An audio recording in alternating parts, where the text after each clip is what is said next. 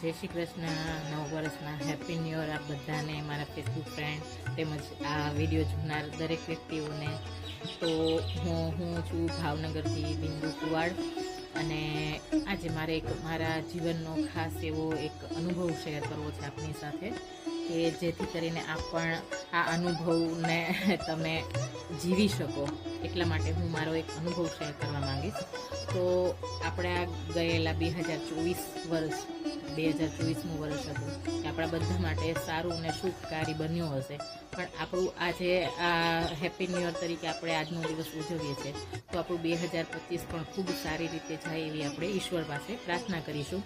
તો હું મારા જીવનની એક વાત કરવા માંગીશ, કે મેં મારા અત્યારે 37 વર્ષ મારા રનિંગ છે. આ 37 યર્સમાં મેં મારા જીવનમાં શું કર્યું છે અને મને શું મળ્યું છે ઈશ્વર પાસેથી, એ તો હું નથી જાણતી. પણ ખરેખર કાલેનો અનુભવ હું શેર કરું ને, તો મને મારા જીવનમાં એમ થયું કે મને ખૂબ ઘણી વસ્તુ મને ઈશ્વરે આપી દીધી છે, કે જે એમ થાય ને કે લાખો રૂપિયા ખર્ચે તમને નથી મળતી. તો કે શું વસ્તુ છે કે આત્મસંતોષ. તો એવી જ રીતે હું એક બ્યુટિશિયન છું, અને મેં મારી કળાને એક સેવાના કાર્યમાં હું યોગદાન આપું એવી મારી ભાવના હતી.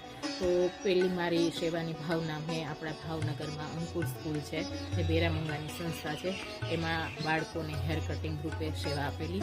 ત્યાંથી મને એવો વિચાર આપેલો, ત્યાં મને ખૂબ એમ કે ને કે એ સેવામાં ગયા પછી મને મનથી એવું થયું કે ક્યાંય ને ક્યાંય આપણા સંસ્થામાં તો ફિઝિકલી કે તમે કોઈ પણ રીતે આર્થિક રીતે પણ તમે મદદ કરી શકો છો.